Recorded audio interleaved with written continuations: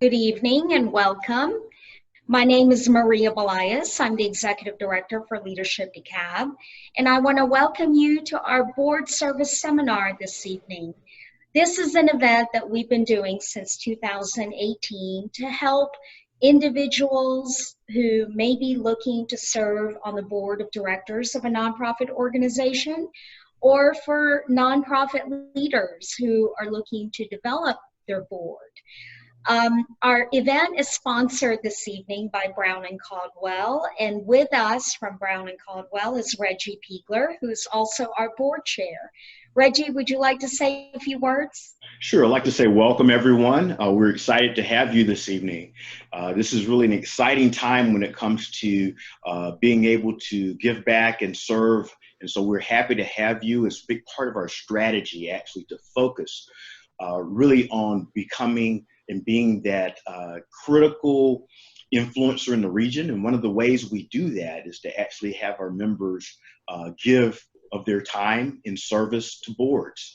And so we're happy to have you here. Thank you for coming tonight. And we know we have a great session in store for you. Thank you, Reggie, and thank you for your sponsorship tonight. Just a couple of housekeeping things. If you would like to see the entire panel and not just the speaker on the screen, there should be a button on your Zoom that will allow you to see all of our speakers at one time. Also, if you would like to submit questions tonight, we ask that you use the chat feature to submit questions, and Gulzar Ajani, who's part of our team, will take down the questions and submit them to me, and I will moderate the questions with our speaker. The other thing I'd like to mention is that Leadership DeKalb is a small nonprofit organization. And like all nonprofits, we are supported by individual donors. And we would like to invite you to consider making a small donation if you like our organization. We are celebrating 34 years in existence, and so we ask that you consider a $34 contribution. Gulzar will put the donation link in the chat, and you are welcome to make a small contribution to support our organization. Now I'd like to introduce our speaker tonight, Cindy Cheatham. I've known Cindy for a long time, and actually I first met her at the Georgia Center for Nonprofits, where she was Vice President of Strategic Planning. And Cindy worked with Leadership DeKalb for the past 5 or 6 years now, I think, Cindy. And typically she is our speaker for the nonprofit sector presentation for opening retreat weekend for our classes. Part of what we do at Leadership DeKalb is that we take the current class and divide them into small project teams and pair them with a nonprofit organization, and they work on that pro bono project for the entire time they are with the program. And what Cindy does for us is she provides a primer for the class for about 1 hour to let them know how to best work with the nonprofit sector. And so we are very, very lucky to have Cindy speak to us tonight. She's probably one of the best experts in the metro region about nonprofit work. And with that, Cindy, I'd like to turn it over to you.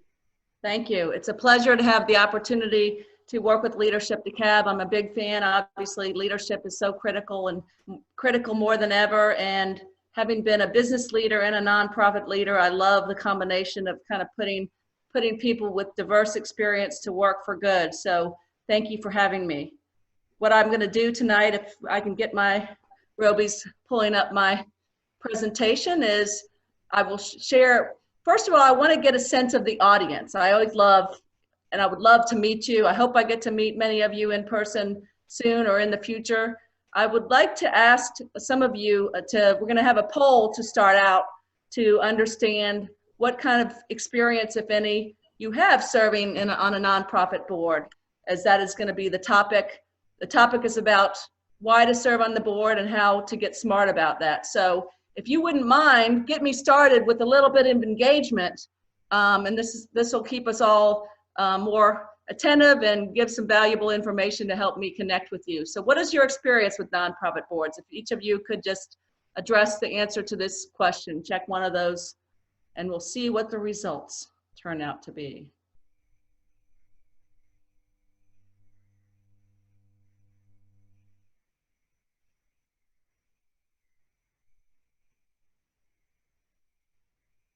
And Robbie, I'm going to let you decide when we have enough participation.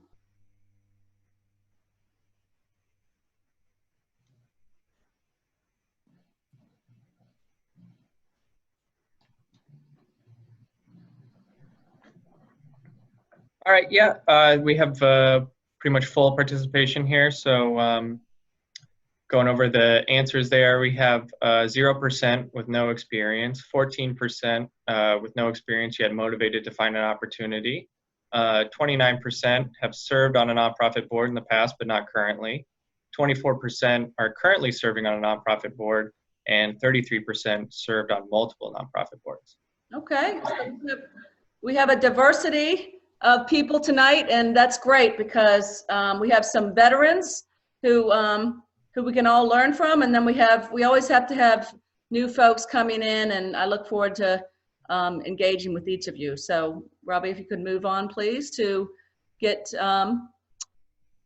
yeah, and what I also wanted to ask, could you put in the chat function, just I'd love to kind of get a sense of any of the nonprofits that you are serving with as we move through this agenda. If you have a minute to just put into the chat any nonprofits that you have served on their boards, and we'll take a look at that, and maybe either Gulzar or Robbie can kind of share that in a few minutes. So today's agenda, I was thinking about this, and I really think it's important that we all know that we're in unprecedented times, that we just start a little bit with what's the current situation for our nonprofits, and how is that relevant to the board and their role in sustainability and resiliency. So we're going to start there, and then we're going to move on to why serving on a nonprofit board for those who are thinking about getting involved, and even those who are on boards and may even be feeling a little bit worn out, or trying to figure out how to make it the most meaningful experience. Either way, I think hopefully you'll be able to take something away, and then we're going to go through roles and responsibilities. And this is not just basics. I deliver these kind of presentations to a lot of existing boards and helping them think about how to be, not just be an okay board, but a great board. Give some context on not all boards are the same, and I'm sure those of you who have served on multiple boards have seen some differences in the stages of the nonprofits and the practices of the boards. And then we're going to just look at some overall best practices and have time for Q&A. And I will be stopping throughout to get some Q&A from you. So thank you. We can move on. So what's happening from COVID-19 in terms of our the Federal Reserve, who I've worked with for many years, I place their executives and high potential leaders onto nonprofit boards, did a survey in their 6-state region to leaders within those regions, particularly working with low to moderate income communities. They have an economic development group, and it's their job. They have a big focus on economic mobility. And what they found is, not surprisingly, a very significant disruption to the economic conditions for the peoples and communities that are being served in those low to moderate income communities. We can move on. They also asked, where does that impact the most? Not surprisingly, income loss. I think we were up to as much as 14% unemployment, if I recall correctly. Business impacts, consumer needs, even shortages of certain items and so forth. Education is probably in their next round of their survey that they're doing is probably going to bump up quite a bit as we see the impact of K through 12 and colleges and how it's affecting schools and with COVID. You can move on. Next slide. The other thing is that unfortunately, the latest expectation is that there's not going to be an immediate V-shaped recovery, but instead it's going to take a while and more likely to be a U-shaped recovery that will not be instantaneous. It will take a little while, especially to the low and moderate income communities that are typically the last to to recover from post-recession. So what we have here is an increased, on the left-hand column, an increased demand for services. I'm doing a project with a number of organizations that have never been in the business of doing food and have found themselves, because of such high need in their community, redeploying their staff to food pantry and other basic needs services. There's just a high demand for services, while at the same time, a slight impact to lower staffing levels and a harder ability to provide services for a number of reasons. So it's kind of the perfect storm of high demand and similar to even lower resources to do the work. So why does this matter? It matters that you as a board and as leaders in the community, whether you're a board, a direct service volunteer, or even frankly, those private donors, please give that $34 to Leadership DeKalb. We really have to do our part to help our nonprofits be resilient through our expertise and through our direct time and advocacy. Why build resiliency? You know, even businesses, and I'm sure many of you who are operating in your own companies, whether they be public organizations, for-profits, small or large, we all are having to adjust. And there's an imperative, and those that are able to reconfigure and be resilient and transform and be responsive are successful, and possibly even more successful in this kind of situation. It's just essential to have that kind of resiliency. And resiliency, if you would move on, Robbie, is enabled and supported by your board. The chief executive officers, I don't know if you've seen this in your own organizations, or if you run your own business, or you have a lot of people working for you, are feeling tremendous responsibility and stress, and have not only the typical functions that they have to do of running their programs and fundraising and finance and everything else, they're also having to pivot and add additional concerns and responsibilities. There's always a need to care for your employees, but to care for their basic health when they come to work, social distancing, insurance and liability. Many people serving their programs have had to completely reinvent them because schools are closed and they may be delivering their services in schools, or other lack of volunteers that are available, having to redeploy. So the CEOs cannot do it alone. They need your support as a board member or a community leader to help them build plans through collective knowledge and critical thinking. And frankly, to take the time to address critical questions that otherwise in fighting fires may not get addressed. Where will we be in the next 3 to 6 months, 6 to 18 months? How in this environment should we approach fundraising? Do we have business lines that should fold, or activities that we need to prioritize more or less in this context? What kind of expertise and support do we need, and how do we look out for our employees in this situation? So governance really matters, and one of my most favorite quotes one time was from the Woodruff Foundation. Russ Hardin was speaking to a room full of amazing CEOs, including the CEO of Atlanta Botanical Garden, on a beautiful afternoon, and he looked at all the CEOs in the room and he said, as much as you are dynamic and essential, it really still is the board that I look to, and the strength of your board that I look to as the strength and the sustainability of the type of organizations we want to invest in. Not to belittle the CEOs, but really is critical that you have a strong board, and that board represents your community well.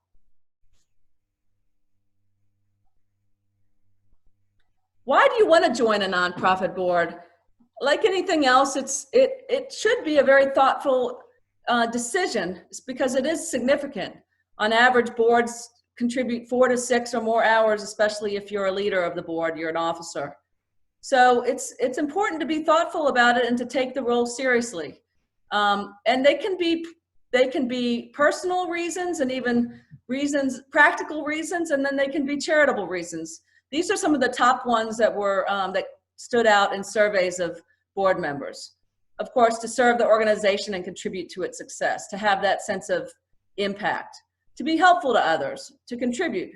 Some of us just have a strong sense of duty, commitment that comes from our own young background and influence in our family or our faith, because I want to help that particular group that organization serves, because maybe you relate to that group, to share my expertise and professional skills, maybe even do something different than what you do in your day job. I do accounting in my day job, but I'd like to get involved in strategy. Loyalty and respect for the organization, an organization that you admire, and it's an honor and a privilege to be able to work alongside an organization like Leadership DeKalb. I have a desire to work with others. The opportunity to work hand in hand with other board members, that's one of the top reasons people join boards, is because of the connection they have and the caliber of other board members and the relationships they may have to other board members. What is that board experience going to be? Who's on that board? Because it will be a lot more fun and rewarding and impactful if you enjoy working with the team. To learn about the organization and the cause it supports. Hey, I want to get more expert on this field, this space, or I have even a desire someday to start my own foundation or my nonprofit. That happens. For personal growth. It does stretch you outside of your own organization and the way that it operates. So there can be any number of board motivations. These are some of them, and I hope several of them might hit you. We can move on. Now, put your hat on in terms of, hey, I'm trying to think about, I encourage the board process to be very two-way, and for a board candidate to be scrutinizing of whether this is the right fit, and vice versa for the nonprofit to also be scrutinizing of whether this is the right fit. That's executive placement at its best. And you all are leaders with high value on your time. And so it should be a thoughtful process, not just one that you find yourself saying yes to because somebody on the golf course just pulled you aside and said, hey, will you do this thing? And you feel it's an obligation. Sometimes that works out, but I encourage you to really think about the capacity that you have in terms of your time and ability to participate, and also the ability to meet, give and get expectations, which nonprofits should have. Most do. Some are more very, very specific and hold people accountable more than others. So that's an important thing for you to understand. The second is the strategic fit. Ideally, if you're going to have the most rewarding experience, there is a sense of my place on that board. What can I particularly bring? You're part of a team, but what is the particular role that I can play on this board? Why does it matter if I show up tonight or not? So it could be any number of things, from your expertise, your experience. You can relate to the clients that are being served. You have subject matter expertise. You're able to and willing to give your leadership, and many people aren't. So you're actually a good team leader. So you're good at managing committees and so forth. So that's important. And then personal interest. At the end of the day, we have families. We have our other interests, other places that we're giving of our time. Is this going to get me excited? Is this cause one that I feel passionate about and then I could speak to? What I always ask board members, give me your personal pitch for why this organization is worth your time and your money as a board member. That's a test. You should be able to articulate that. And then, is there an opportunity for individual development in terms of my skills, my leadership, my professional network and relationships? And then, does the organizational culture fit? This is not always easy to assess, but if you're able to go in and meet with the executive director and or the ED, even if it's virtually now, it's appropriate for you to try to assess, how do you work? How does the board, and how could you describe the relationship between the board and the CEO in terms of how you work together, how you make decisions together? What are some values, not necessarily just written values, but that you know, how would you describe some things that are important to this organization and how it operates, or why people are drawn to this board or to this organization? That's important. If you're the type of person that likes to have everything completely buttoned up and very, very corporate, and you're looking at a nonprofit that's more, for lack of a better term, seat of the pants, or a little bit more informal in the way that they operate their meetings and their practices, that may frustrate you quite a bit. I always ask the Federal Reserve folks, which is a very, very organized culture, what their tolerance is for different levels of organization. And it's important to understand that aspect of yourself. Not to say that you can't be flexible, but if you like to see results, then you know, ask them how, you know, maybe examples of results that they feel like the board has influenced in the last number of years. Okay, can move on. So just at the end of the day, what can you on a self-assessment think that you can bring as it relates to work, wisdom, and wealth?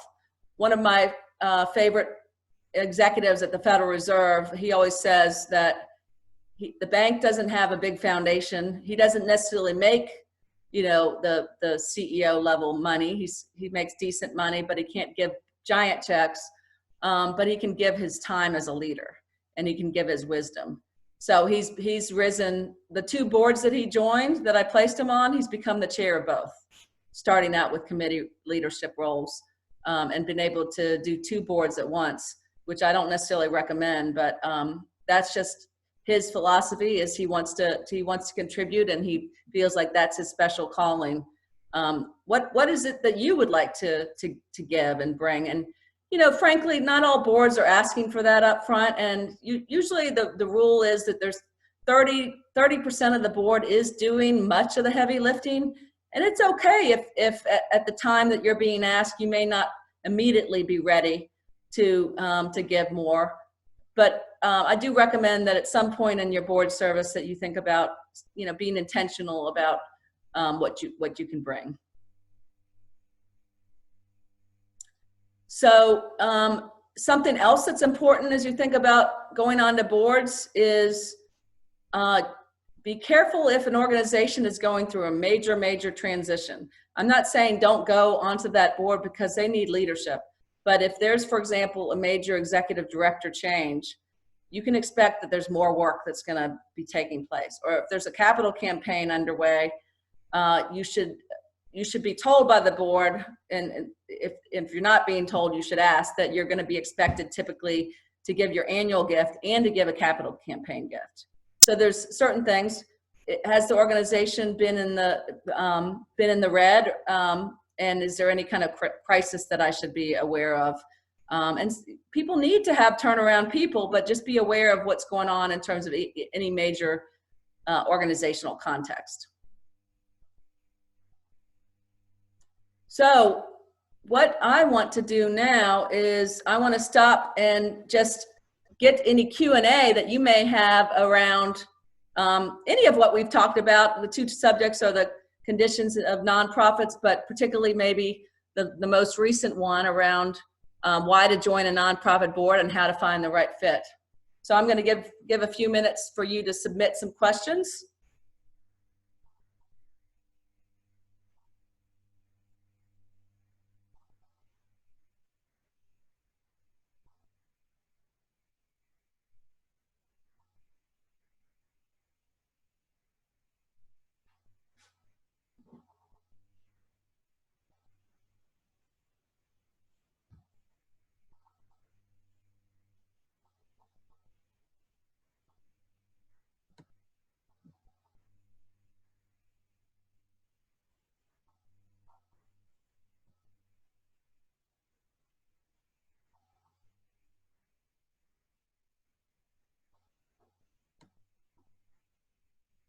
Okay, I see, Maria, there are a couple questions in the chat. Did you want to facilitate, or do you want me to try to start to respond? Yeah, go ahead. I think you can see the question, right? Okay. The first question is there a clearinghouse for local nonprofit board opportunities? The short answer is I am not aware of one clearinghouse. I do know that The United Way VIP program, if you've been through that program, facilitates the matching of and the sharing of board opportunities to current participants in their training program and also alumni. I also know people post on LinkedIn, but I'm not aware of any other clearinghouse, especially for more local, small to mid-sized nonprofits. But I encourage Maria, if there's somebody that is eager to, from Leadership DeKalb, to find a board opportunity, I'm always willing to try to be a resource. I usually know of at least a half a dozen or more that are actively looking, and usually can come up with many more than that if I know what people are looking for. The second question is, I'm in the nonprofit fundraising field. As a result, I've been hesitant to join other boards. Any advice? People that are in fundraising sometimes are conflicted from directly playing a role in fundraising for the other nonprofits. So sometimes that's a challenge, but as long as if you feel like you can bring other leadership, you can otherwise meet the give and give expectations, and or just bring that expertise. I know plenty of boards that love to have somebody with that expertise and experience on their board, especially if they're small to mid-size and they're lacking. And I'm sure you have multiple gifts to give. It's just a matter of making sure that if you are conflicted, to be clear on conflicts. Hey, I'm definitely conflicted from going after some of the same donors at my nonprofit. That's a typical conflict that is an appropriate one for you to have. Cindy, you've got two other questions here. One is, do you recommend a certain number of people on a board? Too many, too little? Yeah, the average nonprofit board is between 14 to 16.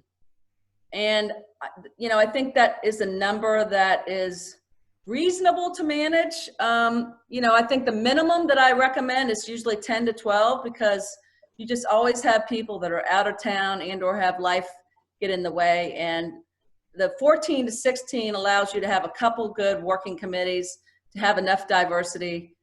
So I do like that 14 to 18 size board. Some organizations have mega boards, and the way they handle it is really they have an executive board that becomes like the High Museum. Some museums have 50-person boards. Junior Achievement has a giant board, and they just have a smaller 15-person executive committee board to try to bring that smaller group. Okay, we have another question here. What tips do you have for vetting an organization you might be considering?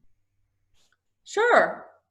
Well, I think that you want to, you can go on to GuideStar and look at their, I think you can get at least a free GuideStar to go look at their 990 and just see their economics and see if there's any, or you can just ask them for information. You typically just start out by saying, am I interested in this cause? Do I think I have something that I can bring relevant?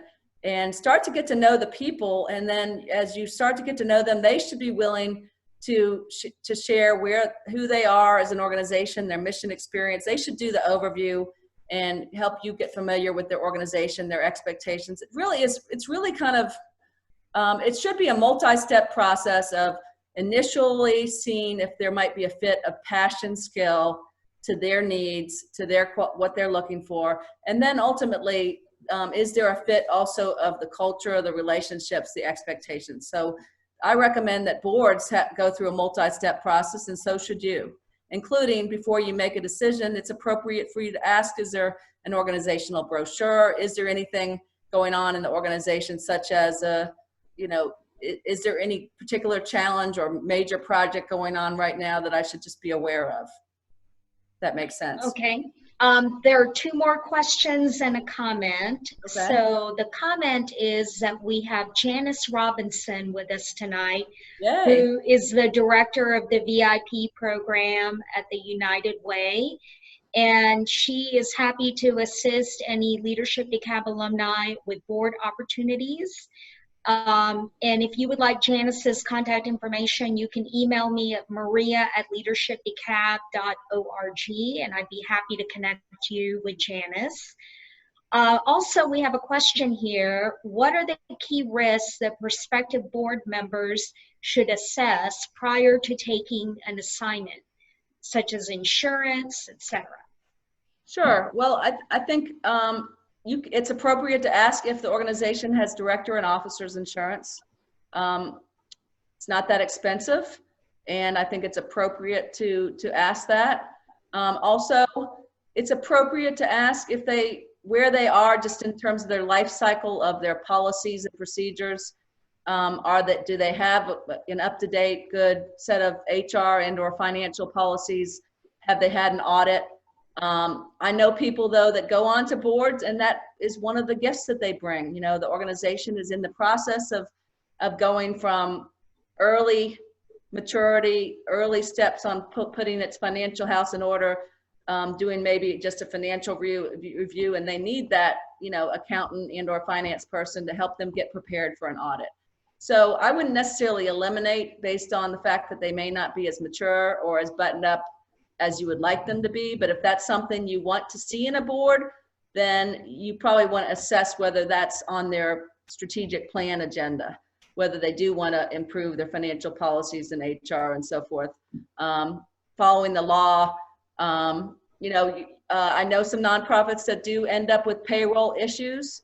It's not necessarily a deal breaker. There's some very respected organizations that have just had some hiccups and had to address those, but they are still well respected. It does happen.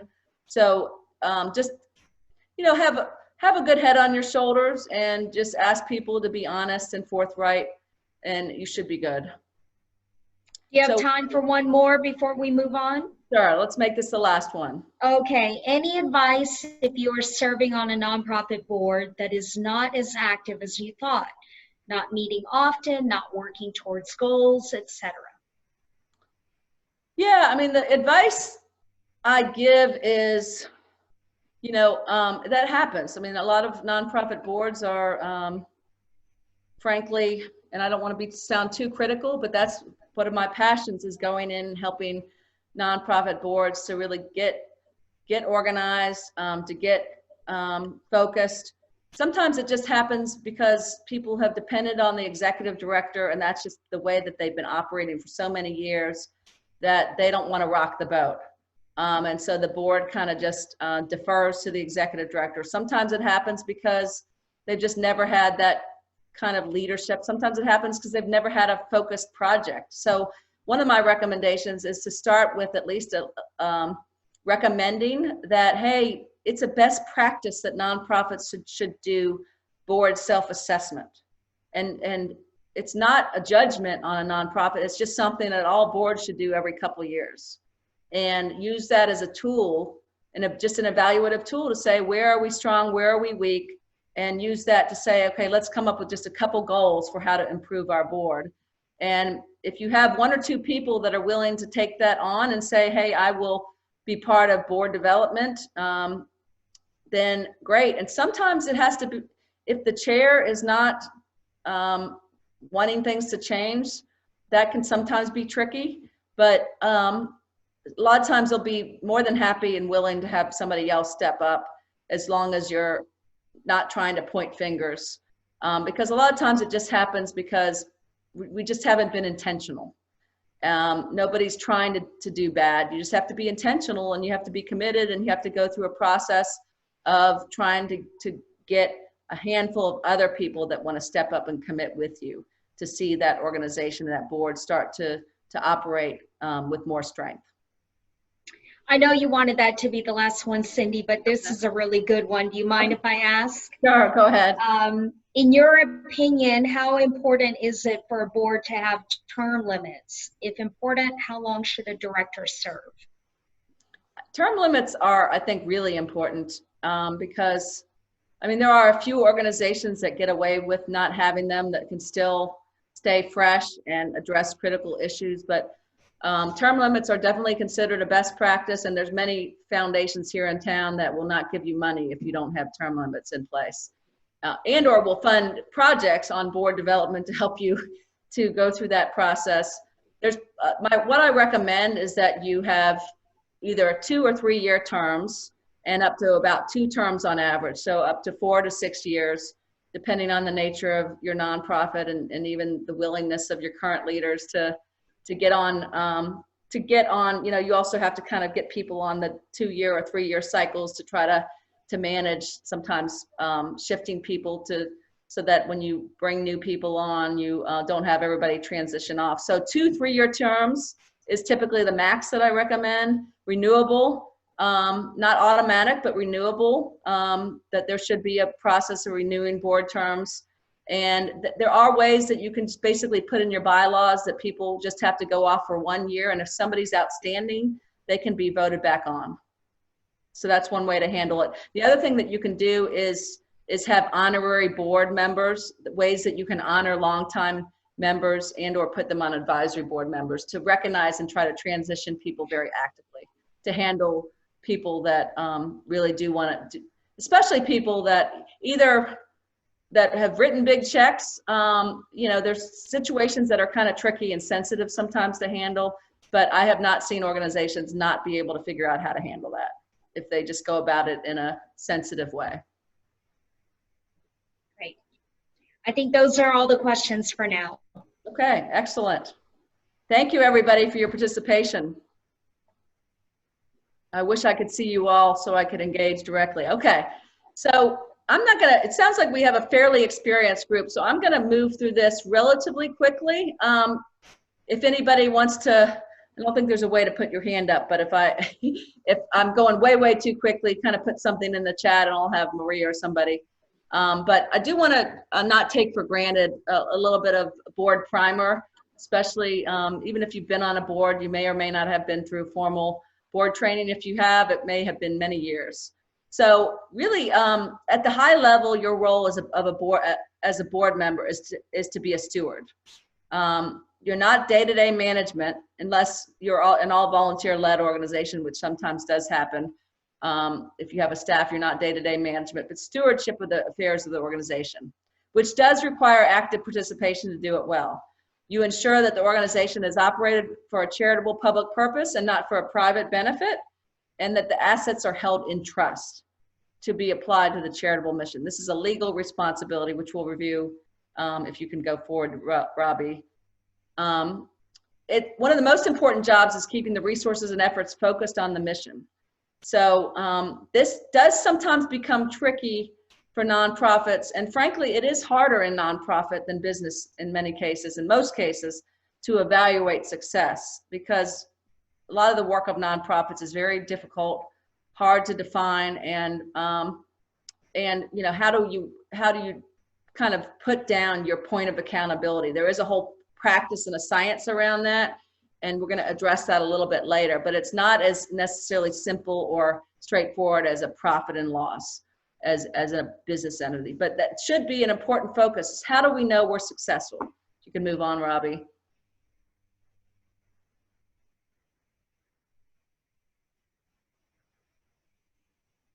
So it's your role to appoint an executive to oversee that.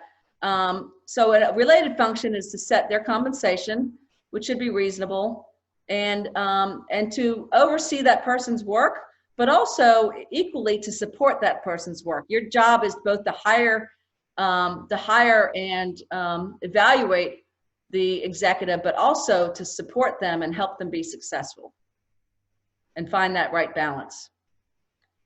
The stewardship is written into 3 legal duties: the duty of care, loyalty, and trust. So in short, on the duty of care, you need to be paying attention. Robbie, if you don't mind, next slide. You need to just be paying attention by attending meetings, reading reports, reviewing CEO's performance at least periodically, and you should be able to make inquiries and request. You don't want to go and micromanage and create a headache for Maria or anybody at Leadership DeKalb, asking for every T to be crossed and I dotted, but it's appropriate to ask for something like, for example, do we have the latest balance sheet? Do we have information of the clients that we're serving and their what we know about them, how our impact is, and things like that. and not just to be shy about asking for information if it hasn't been presented to you. And if you see any warning signs or concerns, I was recently working with the board where I saw that there was that cash flow was getting tight, and I knew that there was a restricted gift that they had not spent, and the restricted gift was larger than what they had in the cash flow. So I had to ask, have you spent that restricted gift? And that's a problem. It sometimes happens. Sometimes people do have to go to a donor and say, you know, and ask for forgiveness. But it's, for example, that's a very appropriate question when you see a warning sign. Okay, I see the cash flow is low. I see that we haven't spent a lot of this restricted gifts that's on the balance sheet. Can we talk about what's happening here? Not just to let that go. That's an example recently I had. Duty of loyalty. You should really be careful of any conflicts that you may have. Sometimes people that do business occasionally do sit on that nonprofit board. For example, a banker might sit on, a nonprofit might do business with its banker, but it's important that they are not part of the decision-making of hiring that banker, that there's a fair and reasonable and a competitive process, that board, absent that member. There's ways that you can handle conflicts of interest, but they all should be disclosed. Conflict of interest statements should be signed. There should be no loans to officers and no diversion of business opportunities for personal gain. Obedience. There was a question earlier about the risk. You know, there are laws that you have to follow in terms of federal law, exemption, state law, mission and procedures. You can go and you know, get further classes on this, but usually having a lawyer and or accountant on your board, part of the reason you have those is so that they can easily help you make sure you're following these. Shifting gears a little bit, that's the legal side, and not just legal, it is really kind of trying to put into the legal structure important aspects of paying attention, putting the organization first. But then a different way of thinking about the board role is kind of thinking about you have a couple hats that you put on as an individual on the board. One is that you're setting direction, the strategy hat, and helping shape how we're going to accomplish an understanding of the organization and its mission, and how we're going to accomplish the goals that you set. The second hat is more the governance side of the legal. Are we following the rules? Are we filing? Are we doing our due diligence on how we're spending our money, and so forth? And then the third side is, do we have a good strategy on how we're securing our resources and how we're managing our finances? So even though the day-to-day role of that is the executive and frequently the development director, if you're lucky enough to have that dedicated role, it still is the board's role to be involved, at least on the strategy level, of things like just what is our funding strategy? What do we know about, and to try to get at least somewhat educated so that you can have some strategic input on that. We'll talk about that a little bit later when we look at nonprofit best practices. Okay, Robbie, if you don't mind. I'm not going to spend time going through this. You're going to get all these slides, I'm sure, but sometimes nonprofits and boards come and say, hey, we're really struggling to figure out the lines between the nonprofit CEO and the board. So in short, this is a chart that's trying to take this very significant role of running a nonprofit and governing a nonprofit and break it down into key functional areas of, on the left-hand side, you have the strategy all the way to ensuring the sustainability. And looking at the top-hand side, really you'll see that the board's role is kind of at the 10,000 foot, a bit more at the 10,000 foot level, and certainly the CEO evaluation level and support level. And then the CEO's role is more of the execution. So, you know, for example, the board is charged with having some input to what's an appropriate budget and and approving that budget.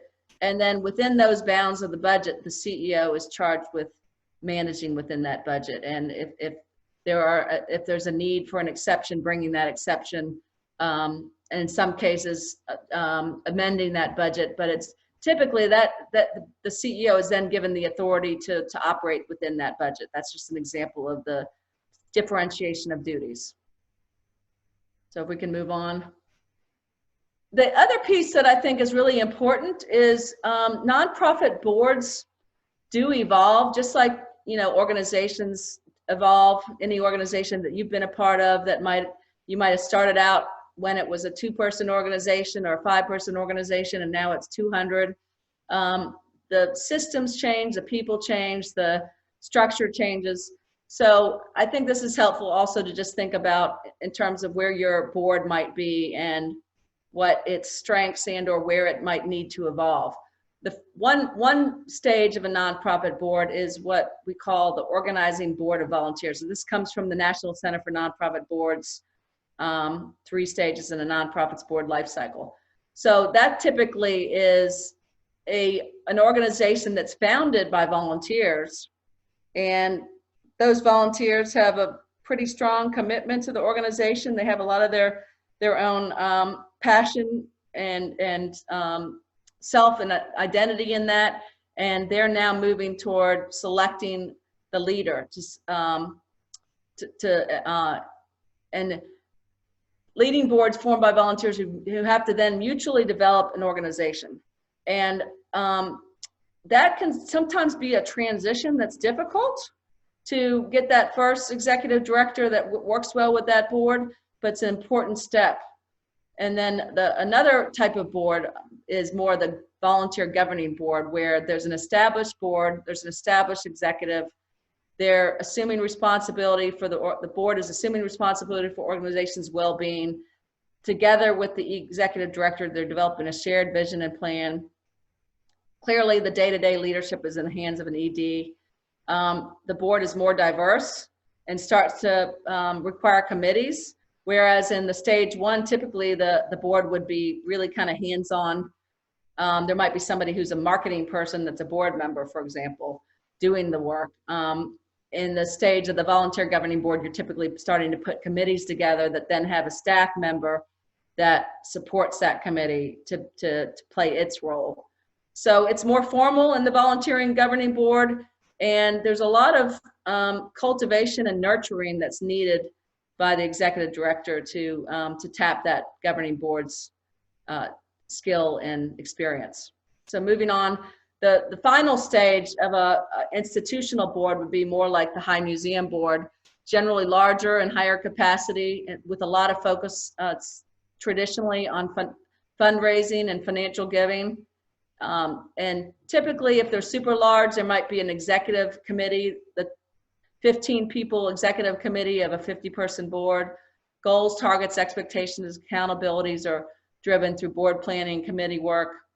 And there's just, they expect the professionals to really, they give a lot of authority to professionals, yet they are in themselves a seasoned board that comes and asks critical questions. So these aren't always clear lines, but maybe it gives you a little bit of a sense of boards do evolve and change. And, you know, another example of a board is the founder-driven board that's not on here. That's really the founder founded the organization, and they build their own board with their friends, and the board is trying to figure out what their role is. That's something that I've seen a lot, and it happens also in startup technology businesses that I worked with as well. And that has its own dynamic of how does a board start to take more leadership, and that's usually essential if the organization is going to survive that founding board member transition. Okay, Robbie, I think we're moving on. So I'm just going to throw out a few challenges with boards. I mentioned the founding board. Sometimes board members have to depart in those circumstances as things change and evolve, or it becomes difficult in sorting out how we need to start operating differently. I just worked with the board on that, and change is hard. So that happens frequently. The volunteer governing board, frustration with change occurring slowly. The board is often the slowest to change. And so it's just, change management has become a big part of my work. I know all of you do change management in your work and see it, but especially with the nature of nonprofits, you have the complexity of a staff and a volunteer board all trying to get on the same page together, and a lot of independent-minded people, which is not always a bad thing, but it does sometimes just take a lot of patience and a lot of having a data-driven process. And sometimes my role as an outsider is just to be that that bridge that can be the project manager and bring that outside perspective to manage through that change. So if we can move on, Robbie.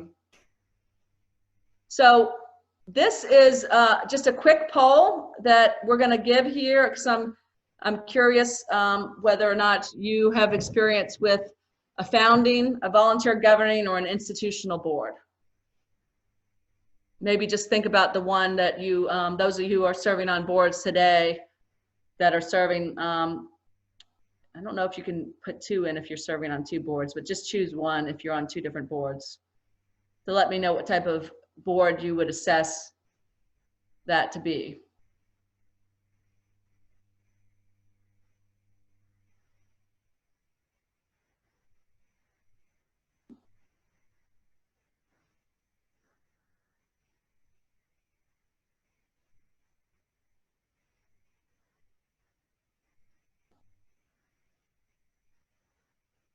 And Robbie, you can publish the results when you close the poll. After you close the poll, you then press publish and it should show the results. We can do that. Looking at 62% responding to the poll now. So okay, set up and share that. Okay. So most of you have the more common established governing board, small to mid-size, but somewhat established, as opposed to the real kind of newly emerging founding board. That's good. Okay, excellent. Thank you for your participation. You can move on.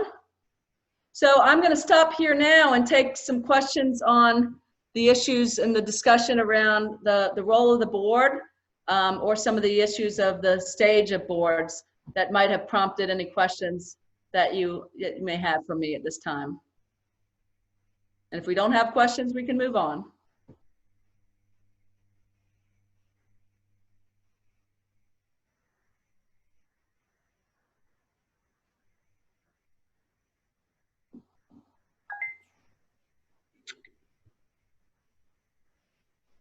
Doesn't seem to be any questions at this time, Cindy. Okay. Well, we have time at the end if anything gets prompted, and now we have more time to move forward to discuss nonprofit best practices. So, okay, I'm going to pull this off.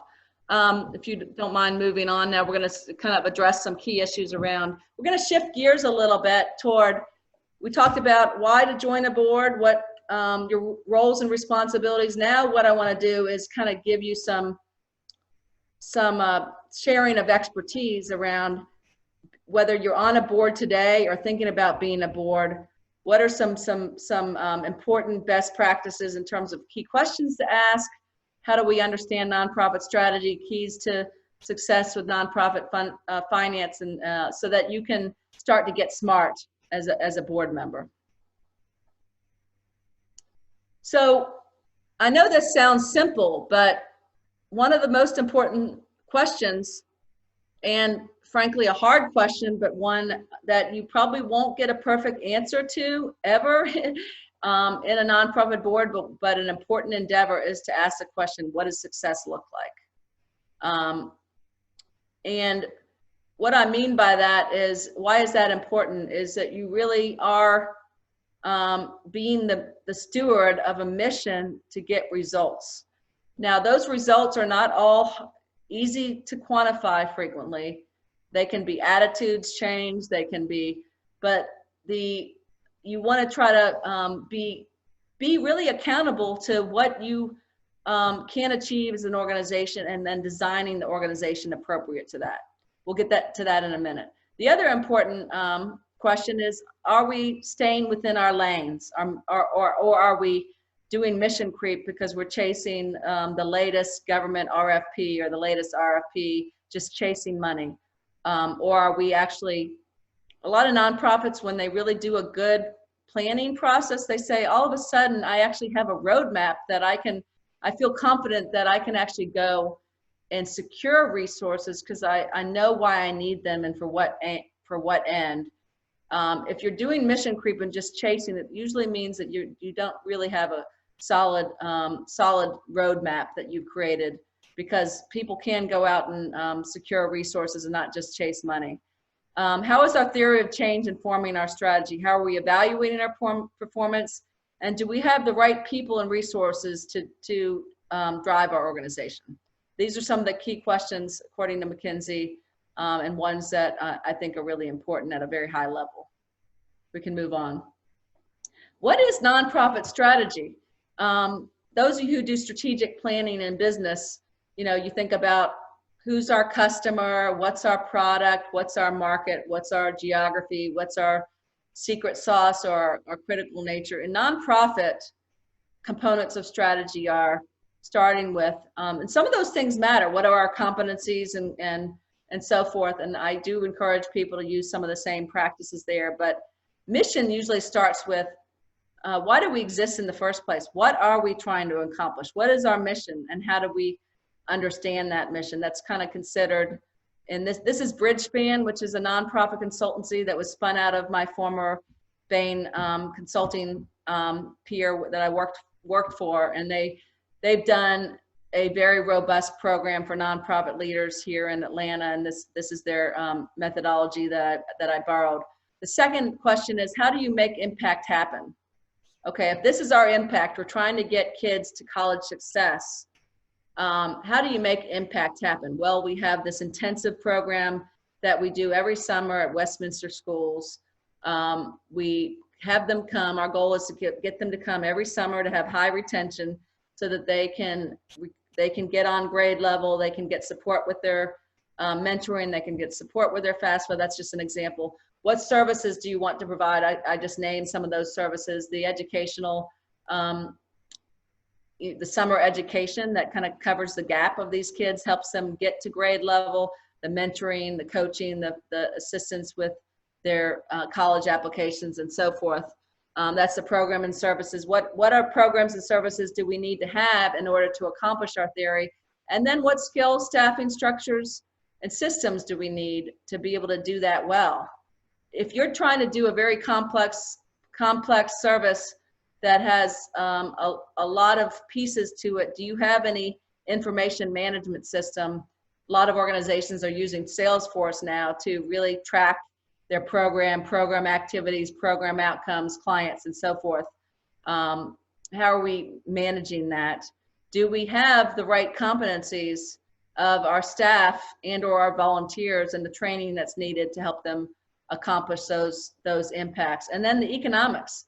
What's the economic model to deliver the strategy? We're going to talk a little bit later about it's not simple in nonprofit. There's lots of different types of revenue streams.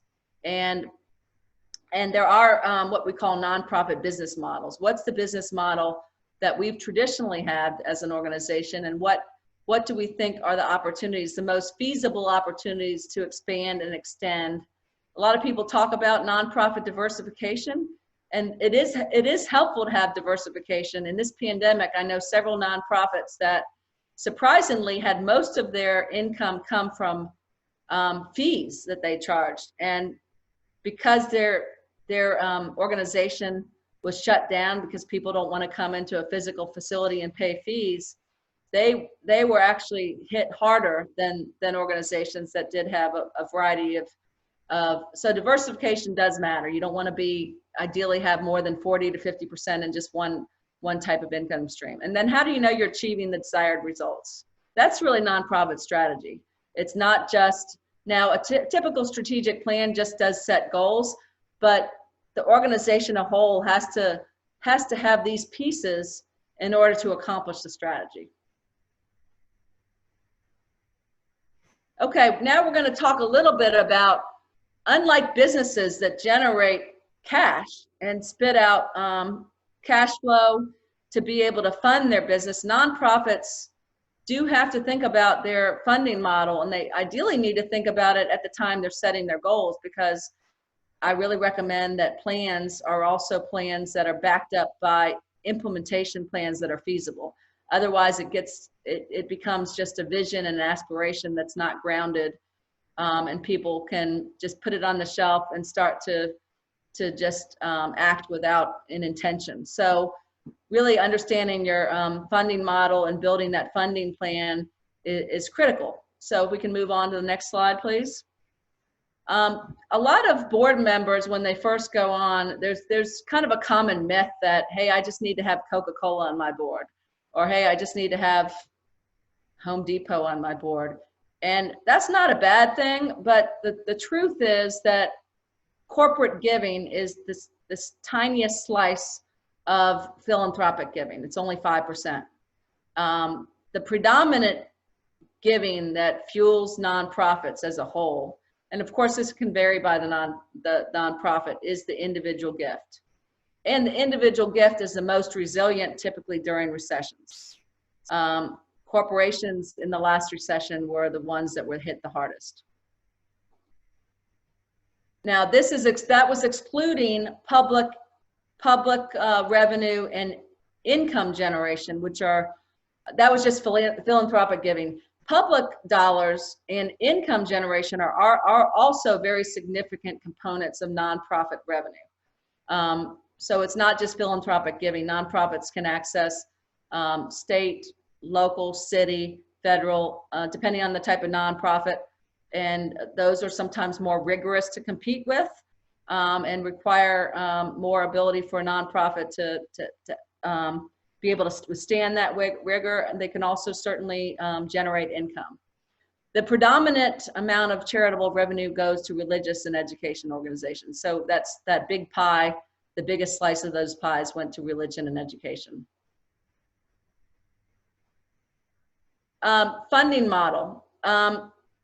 Those of you who are in business and have to do sales and marketing and look at different customer sets, some of you have businesses that are what I would call a complex sale, where you have to talk to multiple people within different levels of an organization, or even sometimes outside parties that influence the sale. There's different types of business models and nonprofits as well. So there's different types of funding. Does it come from a government, an individual donor, corporate, events, institutional? Institutional donors are big institutions like the Woodruff Foundation, for example. Then within those institutions and organizations, there's the decision makers.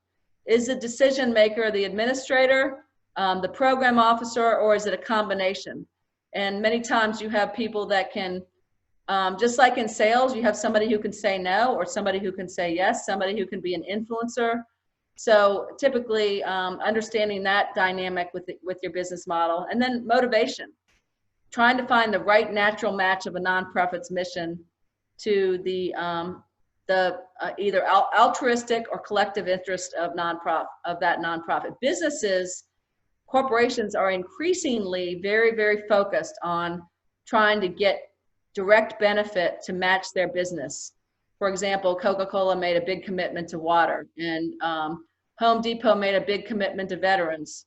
That's not to say corporations sometimes have causes that tie to their company's business, and then sometimes they pick causes based on what their employees care about the most. But either way, businesses are more scrutinizing than ever around having to meet those targeted, focused areas of giving. And many of them put that on their websites. They don't just give just altruistically. There is some self-interest that they're seeking. So in short, each funding model takes some different capabilities and approaches. And so I think it's important that you're thoughtful when you're trying to cultivate a new or grow a new revenue model, that you understand that model and what it takes to be successful. And of course, we have professional fundraisers to learn from, classes to learn from. So if your organization doesn't have experience, then talk to other people that are going after these types of funding to get smart. There's plenty of education out there. Robbie, if you can move on. So this is just an exercise that the Leading for Impact Bridge Span program took people through as part of their strategy program that I'm again borrowing from them, is as you're thinking about enhancing and growing your fundraising, and let's say you're primarily government funded and you want to get more, you want to find an alternative path, you typically just start by analyzing your current approach. You look at your peers and see what their approaches may be. And then you try to identify and narrow, instead of saying, hey, we want to get income, we want to figure out some social enterprise business, we want to get more grants, we want to get more individual gifts, and we want to, instead of coming up with 3 or 4 things, try to narrow that down to something logical that you can really do well. And then you create your short list, and then you create the strategy for how to implement that. And for example, like if you've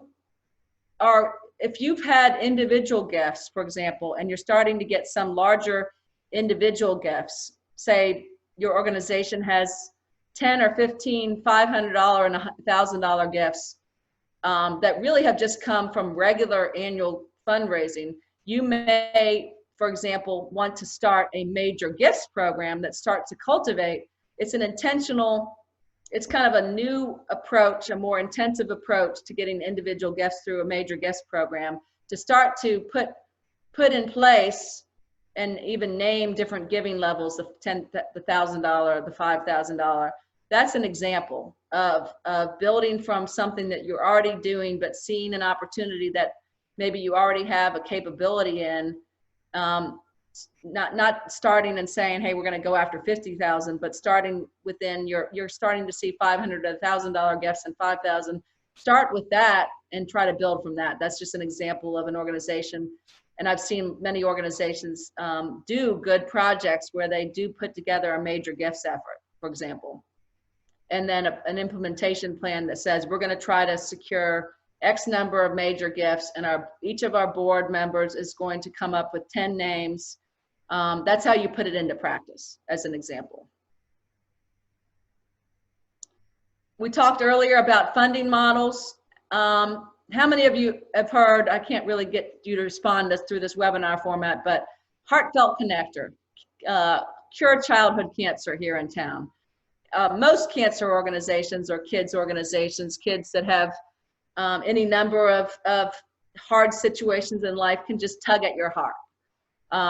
That's considered the type of heartfelt connector that organizations can, frankly, they can have success getting a lot of different types of donors, at least smaller donors. Beneficiary model. That's a model where if you're a private school and you happen to have, you have a pretty good reputation and people take pride in your school, you can not only charge tuition, but you can go back to your alumni, for example, and even your current parents, and have campaigns within your current parents. That's a beneficiary approach. A member approach is, to a degree, Leadership DeKalb and asking for your $34. You guys have benefited. You've had this leadership program. I don't know if you formally have a membership model, but member motivator, having membership and benefits that can continue to come from being an alumni, for example. That's a model. Big Better is a model like a Bill Gates. A Bill Gates is going to decide to put $1 billion into solving the next COVID-19, we hope, and hopefully tomorrow. And then another example is just a public provider. There are certain things that the government is going to always invest in, such as, and not adequately, I think, according to many nonprofits, of course, for example, homelessness. There are certain public, child welfare is a public provider. Typically, a lot of child welfare organizations can get big government funding. And some of them choose not to. Some of them choose to not want to take government money and to be able to be unencumbered So there are different business models, and there's a Stanford Social Innovation Review article. It's called the 10 Nonprofit Funding Models that I think is very informative, that you can grab off the internet. This is a book that I recommend those of you who like kind of to bring, again, business analytics and finance to how to understand nonprofit sustainability. There's some good tools in there. One of the tools that I like to use is something called Mission versus Money, where any of you that have ever been a consultant, you kind of put things on 2x2s, where the top right quadrant is high mission, high money. This is a book that I recommend for those of you who want to gain more expertise and bring that to your nonprofit board. I think we're going to move on from this, other than I would just say that your ability to describe your model and what your primary funding model is, and maybe what some secondary type of funding resource is a discipline that I encourage you to look at. And it may even vary. If you're a daycare and you're serving students in a very low income area, you're probably going to have more philanthropic money. If you are a daycare in a very high wealth area, you can be more likely to be all parent paid. So even within the same type of sector or model, for example, preschools, your funding model can vary. So it's important to know that Scottsdale Child Center is mostly public and philanthropic funded in an area of town that is serving more indigent kids, and XYZ Daycare in Buckhead is mostly parent paid, for example. What's my role in fundraising? You know, I really encourage the board to be clear about this and to hold themselves accountable. It's yes, you're giving your time, but you are also expected to give your money. That's the ideal recommended model, and in fact, most institutional funders will ask, almost all the sophisticated ones will ask, are your board members giving 100% or 100% giving their personal money to your cause? And some of them even ask how much. And they're not necessarily looking for giant amounts. They're looking for what's appropriate for your type of board. And they're looking that you have skin in the game, and that you can, and when you're a donor yourself, you're better able to go to your friends and family and solicit dollars. Plus, the other thing about your dollars are they're unrestricted dollars, which is similar to gold. It's the nonprofit version of gold, where they have the opportunity, you as an organization have the opportunity to be in charge of your own fate, as opposed to have restricted dollars that can only be used for certain purposes. The number 2 rule is that board and committee volunteers should also, and they give before they ask, and you should hold each other accountable. So it shouldn't just be Maria or somebody else's job to solicit the board. The board should have a structure within its own self to remind people that there is an expectation of give and get, and to have some way of having visibility around how we're doing, and even some goal setting around how we're doing, and challenging the board to take that role seriously. So don't leave all that to the executive director. It really is the board's responsibility to monitor that as well.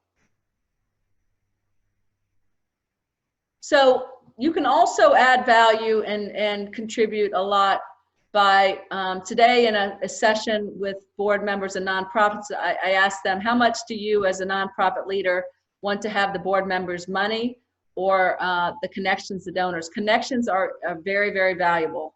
They get paid to do the job. When a board member gets involved in fundraising, it goes a long way to speak to the nature of the mission. So you can provide names, you can make introductions, you can join in visiting, being on calls, or when in non-COVID times, physically visiting donors, making follow-up calls, even just calling and thanking donors for their gifts, signing letters, thank you letters. I know one of my favorite nonprofits, Dunwoody Nature Center, they just blew me away every year. What they would do is just spend an hour with their board members and have letters lined up, and have 10 or 15 of their board members personally sign those letters for some of their major givers, and that went a long way in a time when very few people take the time to write a personal letter. Engaging current donors, giving them just an update of how you're pivoting right now in this economy. And then as appropriate, ultimately, some of you just making the ask. Typically, not everybody's willing to make that direct ask, but being part of that process if you can. And some of you are business development types and are able to make that ask. The easiest ask board members have is to invite them to an event, but it's also important to potentially make the ask to, hey, well, we're doing a major gifts campaign. We're trying to get the platinum donors. Will you consider like me as a platinum donor joining our $5,000 or $1,000 club? We do need some people on the board that are willing to join in that, but and many people are not willing to do that, and that's okay, because there's lots of different ways, including even just being a host.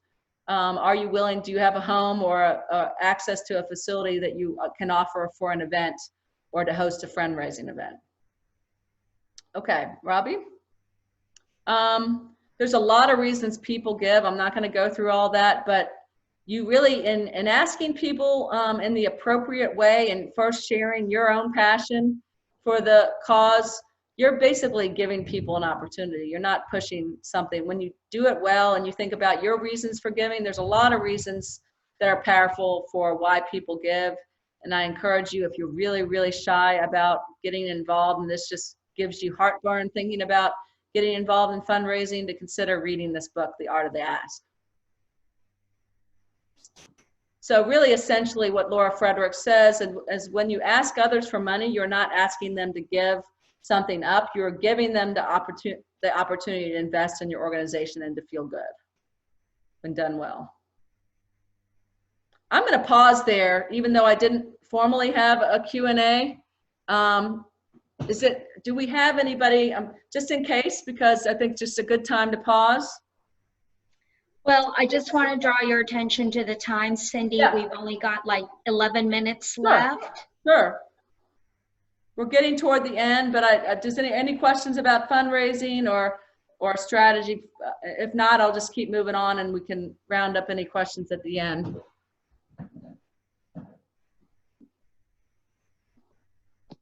Okay.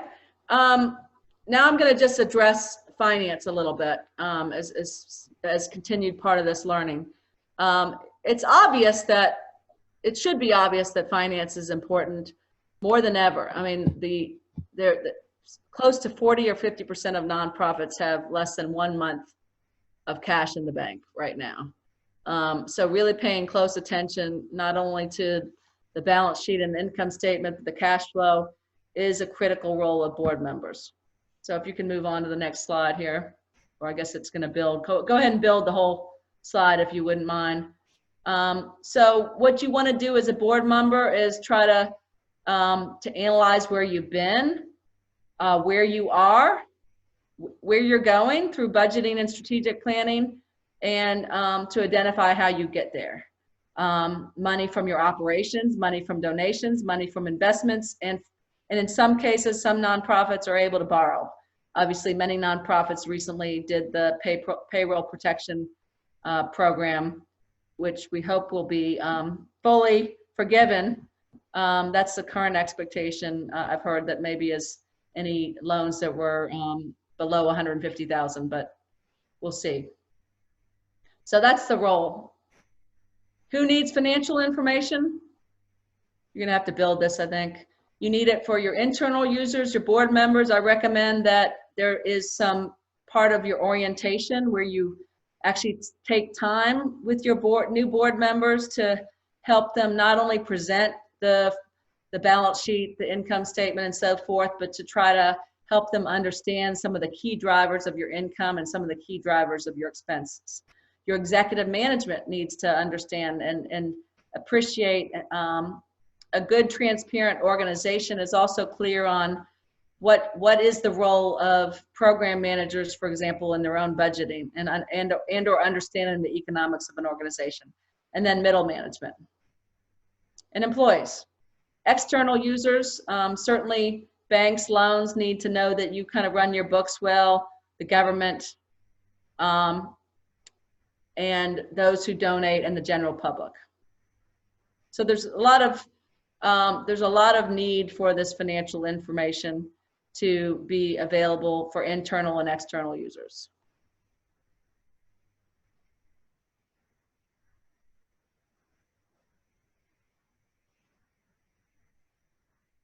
I think I'm going to skip this slide if we can.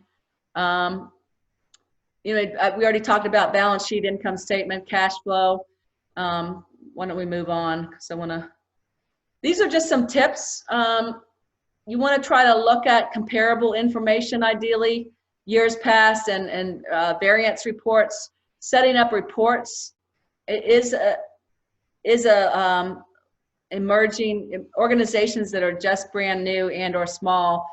It really is important to start to set up some basic financial reports and have good charts of account. Sometimes that's a project. Cash is king at this point in time, especially in this economy with so much uncertainty and a lot of variability. I highly recommend a forward forecast of cash flow, 12 to 18 months, and with maybe a base case of how the economy and COVID recovery is going to be, and maybe an optimistic case, a base case, and a downside case in terms of looking at how to prepare for those different scenarios and keeping an eye out as you look at potentially making some tough decisions on what you may have to cut or how you can stay resilient and sustainable. A nonprofit accounting system, typically QuickBooks, the cloud version is very helpful. Financial policies and practices. Organizations evolve and grow, but a lot of grants, you cannot secure a lot of grants, especially for more sophisticated institutions, unless you have an audit. Some will allow just an independent financial review. Other issues that you should just be paying attention to as a board member are payroll. Are we making sure we're doing our payroll process effectively? And sometimes investing in a processor to make sure that happens is useful. HR, there's a lot of rules on use of contractors. You're not supposed to have somebody as a contractor who is, who, for example, is your nonprofit CEO. And a lot of people do get away with that, but you really should be aware at least of what the contractor rules are and what's appropriate versus a paid staff member. Performance reviews, especially if you have performance issues, those need to be documented appropriately and handled carefully and delicately. And when there's issues, bringing in that HR expertise from your board typically or otherwise is very useful. Having a good employee handbook and written policies. Again, that's an evolution, and those should be evaluated periodically. For example, what's our policy for making electronic decisions? What's our policy for work from home? In this time, what's our policy and affected by issues around people that have particular medical conditions and so forth. That HR function is important. Insurance, you should have your general liability and directors and officers. Georgia Center for Nonprofits has an insurance practice and a broker that you can speak to. It's very common and important for nonprofits to also have their insurance in order. We already talked about some of these things, so I would say that on average boards meet. These are just some quick facts on boards, and then we're going to conclude pretty quickly here. They typically meet about every other month, but if they're a national board, they might meet less frequently. The average size board, we already talked about that. We can move on. Committees. I recommend that one of the most important committees that I recommend to really institutionalize good board development and good governance is the governance committee itself.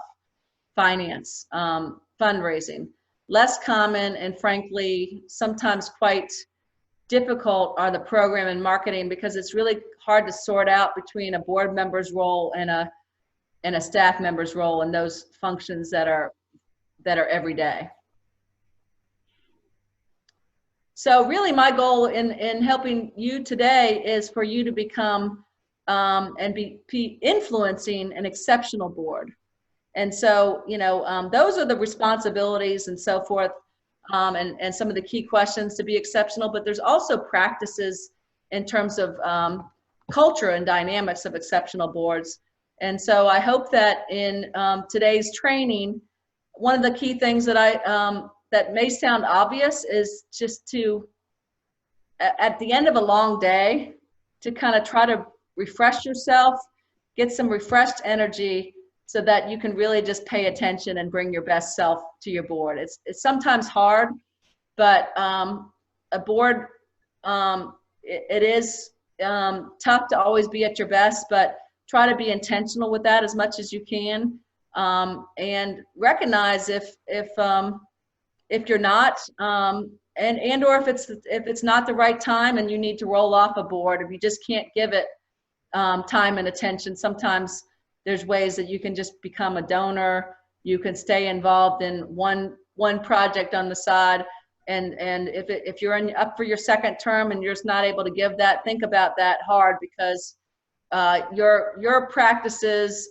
and I don't want to sound like I have so high of a bar, because again, it's varied. There's always the handful of 20 to 30 to 40% board members that have more time and attention.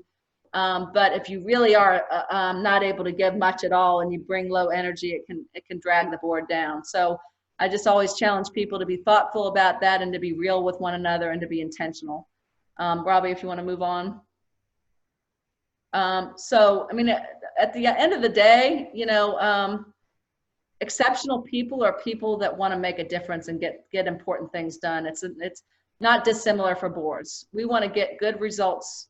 We want to feel good about this mission, but we want to get results. We want to get results for the cause that we're working on, and we want to also be people that are measuring those results and willing to be accountable to our performance.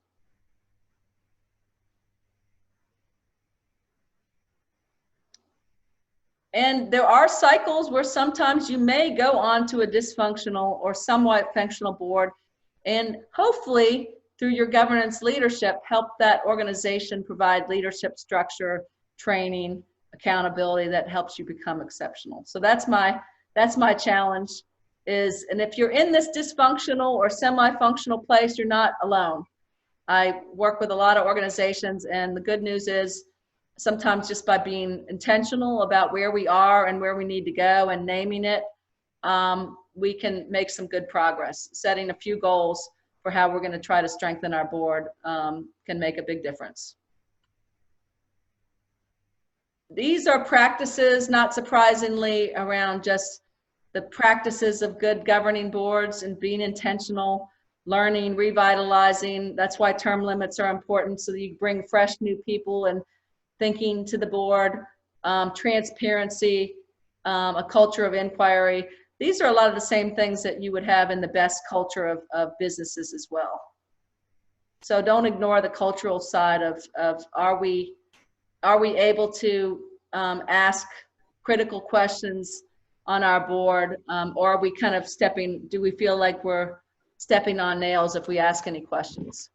So, Cindy, I need to draw your attention to the time. We've got 2 questions that need to be answered, if you don't mind. Sure. The first question is, should board contributions be transparent or kept private? Mm-hmm. And then also, what is a typical contribution amount for board members? Sure, good. Thank you. And this is pretty much the end. I just wanted to leave you with some resources.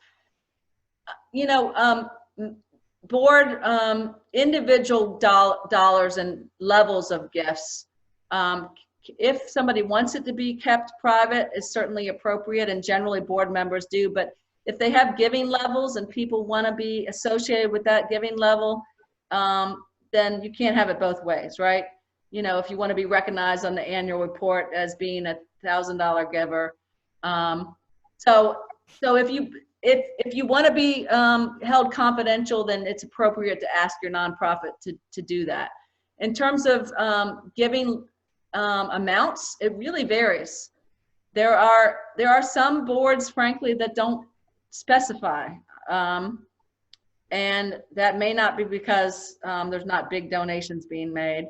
But I see it everywhere from $250 to, I would say the average small to mid-sized board is somewhere between 500 to 1,000, to up to 2,500. The recognized brand names nonprofits that everyone around the table would know, and the more highly sought after would be on the higher end of 1,500, 2,000, 2,500 in some cases, if they're on the larger side and they have executives from a lot of companies are seeking them out. And then you have groups like Big Brothers Big Sisters and the YMCA that are $10,000 and $25,000 boards at the high end. So those boards have very high giving levels. But even there, like I place a lot of people onto the Boys and Girls Club boards, but not the Metro Atlanta Boys and Girls Club. They have county boards. They have county boards in each county that are only about $500 boards. So I've been able to place people $500 to $1,000 boards on the Boys and Girls Club County Board of Fulton or DeKalb, so there are different structures within structures, if that makes sense. Yes, Cindy, this has been an incredibly informative session. We are very lucky to have you as a resource for Leadership DeKalb. As we wrap up here tonight, for those of you who made your $34 contribution to our organization, thank you very much. We have recorded this session and we'll make it available to everyone on our alumni list, but also it's open to the community. I also want to go ahead and thank Correggio Piegler and Brown and Caldwell for sponsoring the event tonight. And Cindy, thank you again, and look forward to seeing you at opening retreat on September 18th for the class of 2021. Thanks, it's a pleasure, and good luck to everybody in that leadership. I appreciate the opportunity to speak to you. Thank you. Have a good night, everyone. Goodbye.